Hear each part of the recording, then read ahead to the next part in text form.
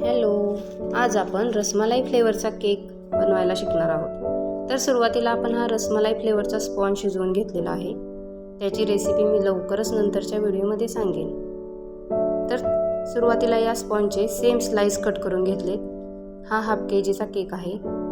सुरुवातीला बेसवरून केक घसरू नये म्हणून बेसला क्रीम लावून घेतली आणि क्रीममध्ये थोडासा येलो कलर ॲड केला आहे.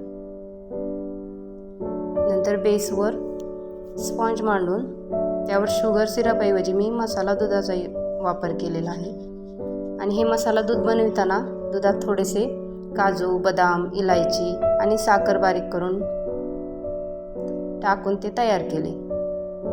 क्रीम लावून त्यावर रसगुल्ल्याचे छोटे छोटे काप करून विथ काजू बदामचे छोटे काप करून क्रीममध्ये ॲड केलेत. त्यामुळे केकची टेस्ट एकदम मस्त लागते. अशाच प्रकारे पूर्ण केकमध्ये सर्व स्लाइसवर रसगुल्ल्याचे काप आणि काजू बदामचे काप ॲड केलेत. नंतर पूर्ण केकला क्रीमने क्रम कोट करून घेतलेला आहे. आणि लास्ट फिनिशिंग करण्यासाठी येथे मी पायपिंग बॅगचा यूज केलेला आहे. पायपिंग बॅगचा यूज केल्यामुळे केकचं फिनिशिंग आणि शेप एकदम व्यवस्थित होते.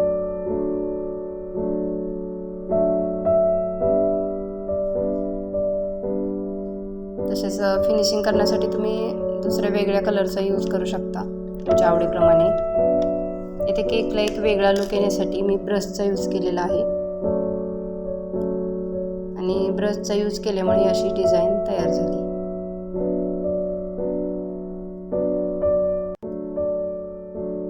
नंतर केकवर डिझाईनसाठी मी नूर 1 नोझलचा यूज केलेला आहे.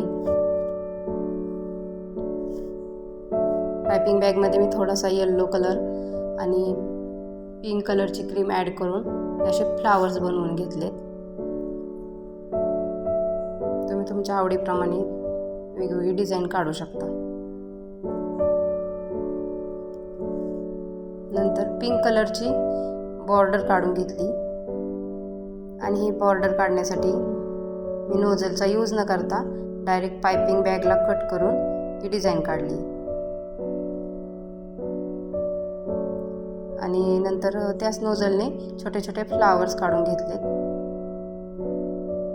तुम्ही तुमच्या आवडीप्रमाणे रोजचे फ्लावर्स किंवा वेगवेगळ्या नोझलचा यूज करून वेगवेगळ्या प्रकारची डिझाईन काढू शकता.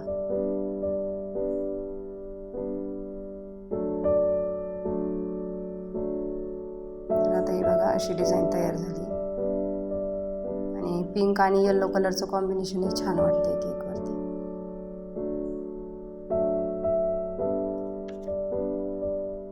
नंतर ही पूर्ण डिझाईन तयार झाल्यावरती केकवर मी रसगुल्ले आणि हॅपी बर्थडेचा टॅग लावून घेतलेला आहे.